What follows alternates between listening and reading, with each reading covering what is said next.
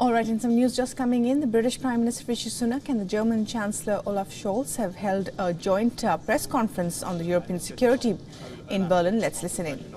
On the US, I think the only thing I'd point out before he does is, I think Olaf would agree with me, US presidents, as you heard from the Secretary General yesterday, have always called for more European defence spending. That's not new.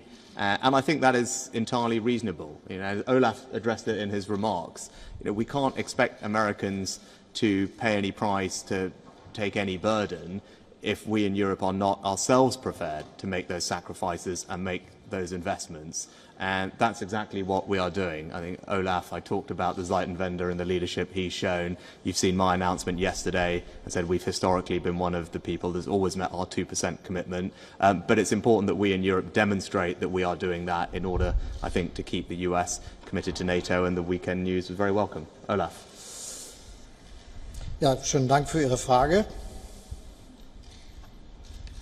Ich weiß, warum Sie gefragt haben, denn die Beziehung zwischen den USA und Deutschland, die Beziehung zwischen den USA und den europäischen NATO-Staaten und auch Europa insgesamt sind exzellent. And this is linked to the fact of the leadership shown by President Biden. That is truly extraordinary, and he has been very engaged, very committed to good developments of international relations. Part of that is our close cooperation within NATO. Of course, we have an alliance with NATO that has been made between nations.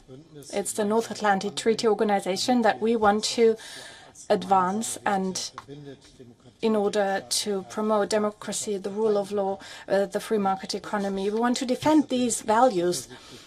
And this is why we do that. I'm confident that over the many years that are ahead, this won't change. And there will be new presidents coming and going in 8 years' time or in 12 years' time. So I think we need to trust in this long-term partnership. I would like to add that it is true that Europe has massively enhanced its defense capabilities. That's true for our special fund in Germany and our commitment to pay at least 2.5% of our GDP into defense. And this is quite a lot. If you calculate the figures, that's a quite strong defense budget. And that is also needed so that we can collectively defend our NATO territory, because others also depend on our power, others who expect us to defend their territory in case of an attack. We can and we will.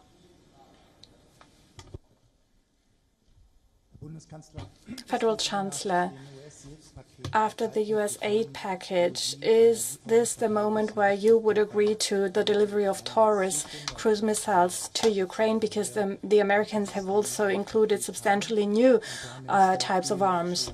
And the argument of Chancellor Scholz so far for not delivering Taurus cruise missiles.